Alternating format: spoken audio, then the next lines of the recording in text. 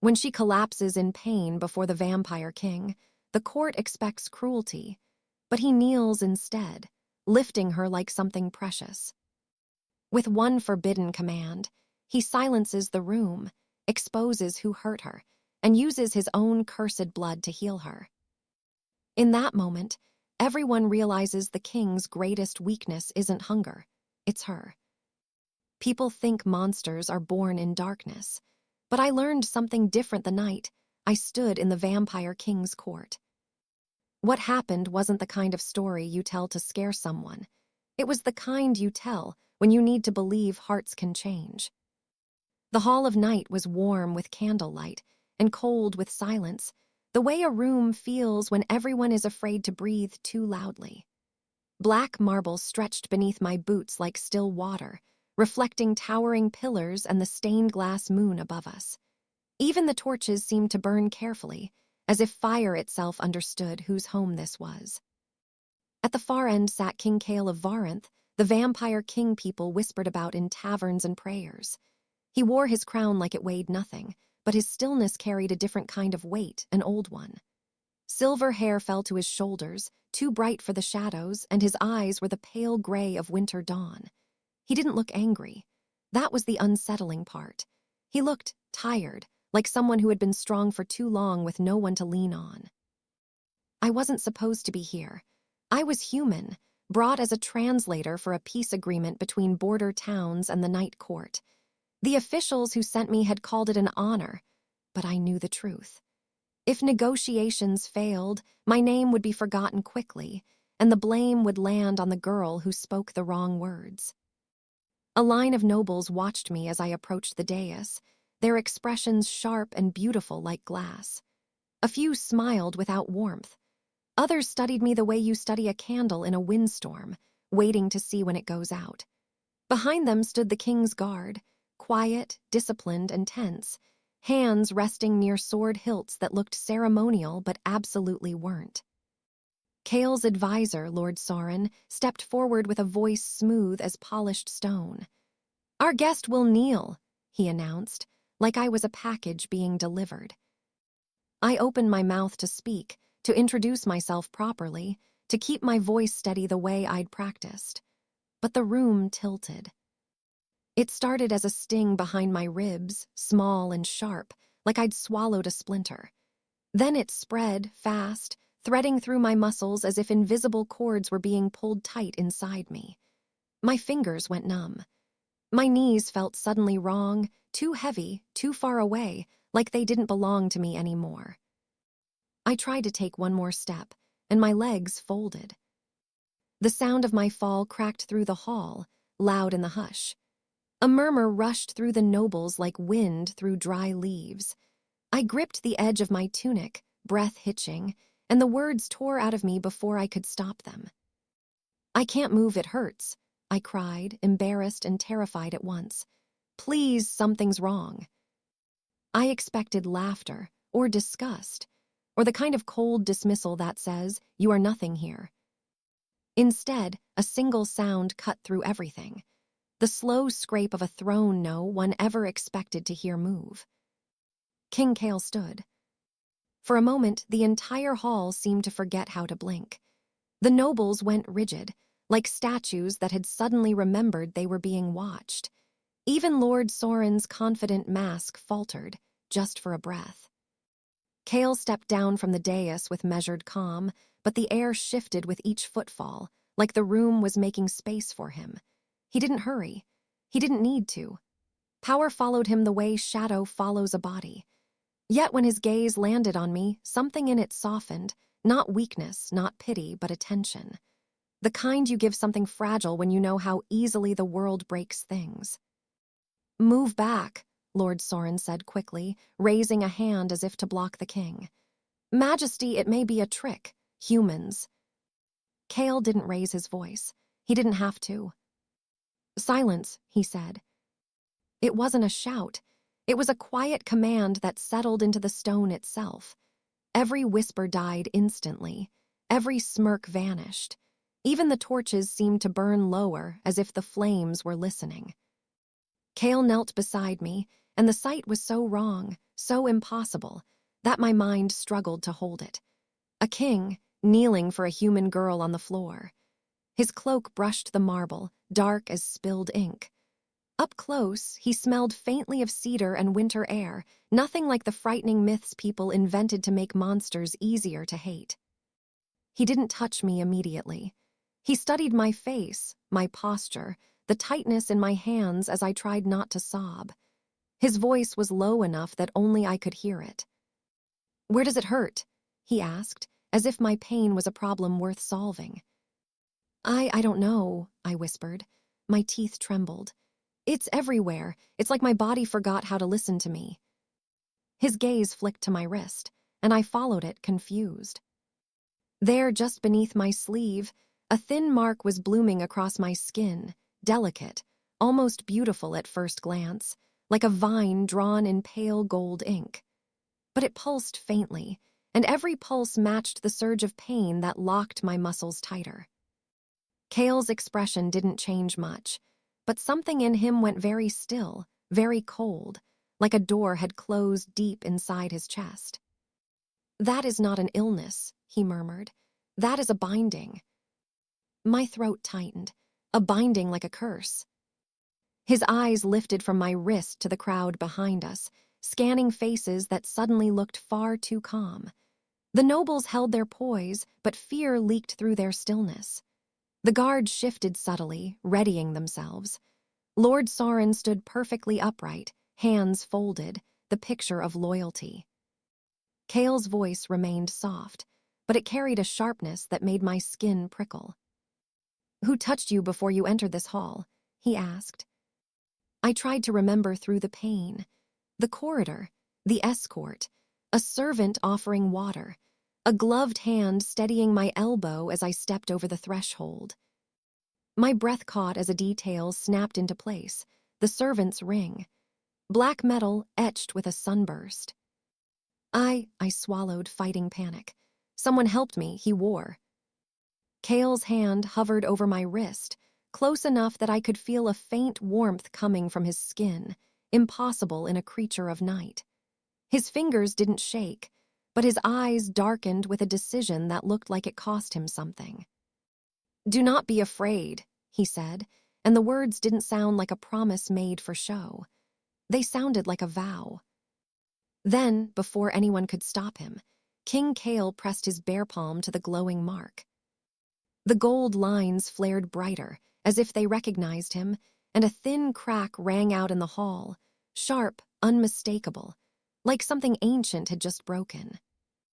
Kael didn't pull away. He inhaled once, controlled and whispered almost to himself, "So that is what they've done." And as the nobles stared in stunned silence, my pain surged one last time, then suddenly shifted, not fading, but changing into something else entirely, something that felt like a door opening inside my chest. Kael met my eyes, and for the first time I saw fear in him, not fear of me, but fear for me. "Listen to me," he said urgently, voice still quiet but edged with urgency. "If this binding completes, you won't just be unable to move." His jaw tightened as the mark on my wrist crawled upward, inching toward my heart. "You will belong to whoever cast it," he finished, "and they cast it here under my roof." The gold light climbed higher. Kael's hand stayed on my skin, taking the burn into himself as the court watched, frozen between terror and awe.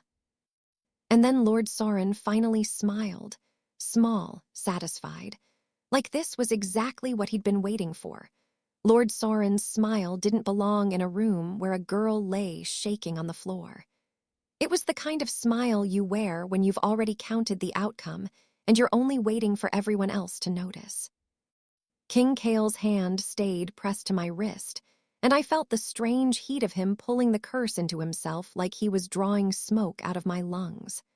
The golden lines didn't stop moving, but their frantic pulse slowed, as if the binding had met something stronger and wasn't sure how to fight it.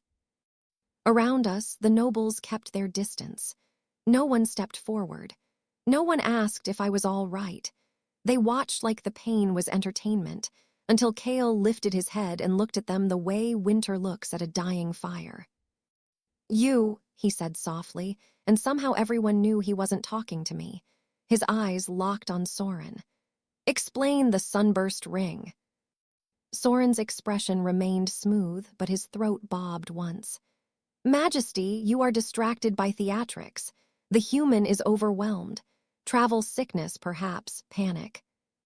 Kael's fingers tightened slightly over my wrist, not enough to hurt, but enough to anchor me. "This mark is a binding," he said. "A command chain. It steals the body first, then the will." A shiver rolled through the hall. Even the guards, trained to hide their feelings, shifted their footing. The idea of stolen will made everyone uneasy, because it wasn't just a human fear. It was a power fear. Soren spread his hands, polite as a priest. "And yet, Majesty, you touched it." His gaze flicked to Kael's palm. "That was reckless." For the first time, Kael's calm cracked, not with anger, but with something sharper, disappointment. Like he'd hoped the world would be better than it was. "Reckless," Kael repeated quietly. Then he looked down at me again and his voice softened. "Can you breathe?" I nodded, though it felt like lying.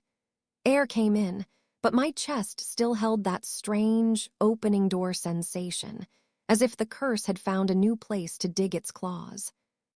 Kael did something that didn't make sense for a king. He asked permission. "May I lift you?" he said. I blinked through tears. "Yes." He slid one arm behind my shoulders and the other beneath my knees, raising me with careful steadiness. I expected to feel cold, or for his touch to make my skin crawl with fear. Instead, I felt held, like he'd decided I was not allowed to fall apart alone. A low hiss of disapproval moved through the nobles. Lord Soren didn't hide his irritation now.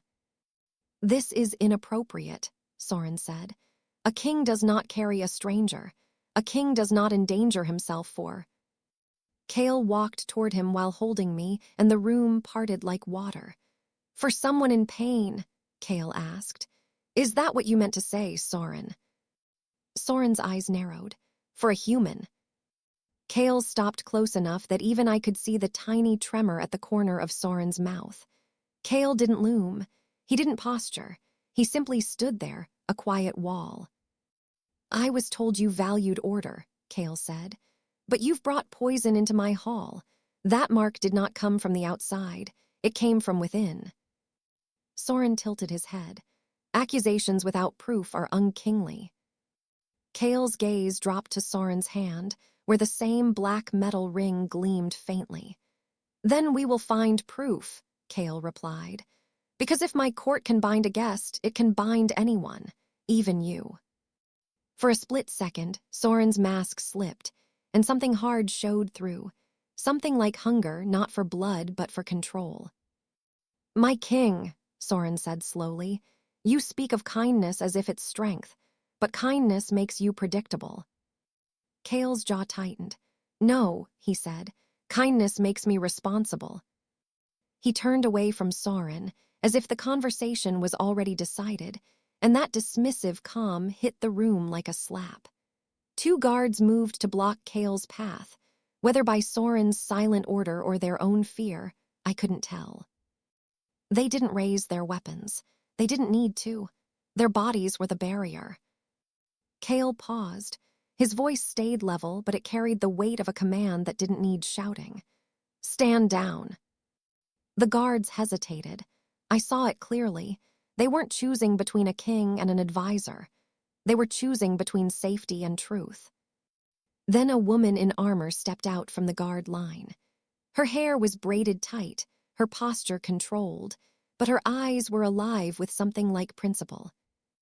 "Move," she told the other guards, not unkindly, just certain. "If we cannot obey our king in his own hall, we are not guards, we are decorations." Reluctantly, they parted. Kael gave her a brief nod of respect. "Captain Alira," he said, acknowledging her by name like she mattered. It was a small thing, but it landed hard. I saw Alira's shoulders straighten, as if she'd been carrying doubt and just set it down. Kael carried me through a side door draped in dark velvet. The corridor beyond was narrower, lined with old portraits. Candlelight flickered over painted faces that looked too stern to be real. My pain didn't vanish, but it no longer spiked like lightning. It stayed like a heavy ache, manageable only because Kael's arm around me felt steady. "You should hate me," I whispered, surprising myself with the words. "Humans, we've hunted your kind. We've called you monsters." Kael didn't look at me right away. His focus stayed on the corridor ahead, as if he was listening to footsteps that hadn't arrived yet. "I know what humans call us," he said. "I also know what my kind calls humans when we're afraid. Names are easy. Courage is harder." His honesty hit me more than any threat could have. "Then why help me?" I asked. "Why risk this?" Kael's breath left him slowly. "Because someone once helped me when I was helpless," he said. "And I promised myself I would not become the kind of king who forgets what that feels like." Before I could answer, a sharp tremor ran through my wrist. The golden lines flared again, and my fingers curled against my will. My throat tightened as a strange pressure built behind my eyes, like invisible hands trying to steer my thoughts. Kael stopped instantly. His voice was low, urgent. "The binding is adapting." I forced the words out. "Adapting to what?" "To me," he said. He shifted me slightly, keeping me supported, and pulled back my sleeve. The mark had crawled higher, branching like delicate lightning up my forearm. But now a second faint line appeared, darker than gold, like ink beneath the skin. It traced from the mark toward Kael's palm as if the curse had found a bridge. My stomach dropped. "It's linking us." Kael's eyes hardened with decision. "Yes." He turned quickly down the corridor, moving faster now, cloak sweeping behind him. The castle felt different away from the hall, quieter, older, as if the stones themselves were listening. "What happens if it links?" I asked, my voice shaking. Kael didn't lie. "Then whoever controls the binding can pull you like a string," he said. "And if I'm connected to you, they can pull me too." My heart hammered. So Soren. Kael didn't speak Soren's name, but the silence was answer enough. We reached a door carved with symbols I didn't recognize, circles and lines that looked like a map of the sky. Kael pressed his palm to it. The carvings glowed faintly, and the door opened with a soft, unwilling sigh. Inside was a round chamber lined with pale stone, almost white. The air felt cleaner here, sharper, like morning. At the center stood a shallow basin of clear water, and above it hung a cracked mirror that reflected candlelight in a strange, trembling way. Kael lowered me onto a cushioned bench with more gentleness than I thought a powerful creature could manage. My legs still felt distant, but I could sit. That small victory made tears sting my eyes. "This room is warded," he said. "Most magic cannot lie here." He knelt again, and I realized he kept choosing the same posture, lowering himself so I didn't have to look up at him in fear. It wasn't weakness. It was humility on purpose. "What are you going to do?" I whispered. Kael looked at his own hand. The skin where he'd touched my mark was faintly discolored now, as if the gold light had left a shadow behind. He flexed his fingers once, testing them. "I'm going to break the binding," he said, "but there is a cost." A chill ran through me. "To me." He met my eyes. "To me," he answered. "It will try to claim something of equal weight. The binding was cast to control. Control always demands payment." I shook my head, panic rising. "No, don't, I'm not worth." Kael cut me off gently. "Do not decide your worth based on how others have treated you," he said. "That is how chains stay on." The words hit so deep I forgot to breathe for a moment. I stared at him, this king who could have been distant and cruel, and instead spoke like someone who understood what it meant to be trapped. Before I could respond, the cracked mirror above the basin trembled, and a voice slid into the chamber like smoke. Smooth, familiar, too close. "My king," Lord Soren's voice purred, even though he wasn't there. "You ran so quickly, almost as if you have something to hide." Kael's shoulders went rigid. He looked up at the mirror as the surface darkened, revealing a shadowed image of Soren's face, watching from somewhere else. Soren smiled again, wider this time. "If you break that binding," he said, "the court will learn what you truly are, and they will stop loving their gentle king."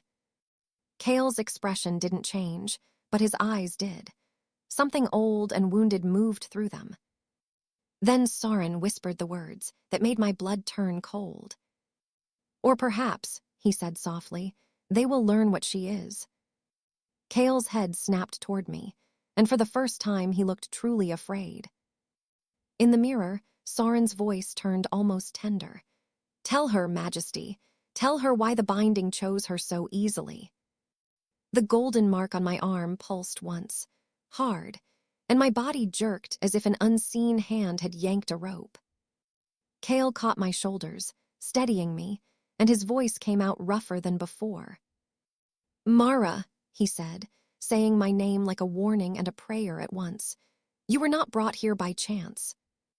The mirror darkened further, and Soren's smile was the last thing visible as he spoke one final line. "She's the key to your throne." Kael's hand tightened on mine, and the warded room suddenly felt very small, like a sanctuary about to be invaded. "Stay with me," Kael whispered, and I couldn't tell if he was asking me to be brave or asking me not to leave him alone. Because the door behind us began to glow, bright, angry gold, like something was unlocking from the outside.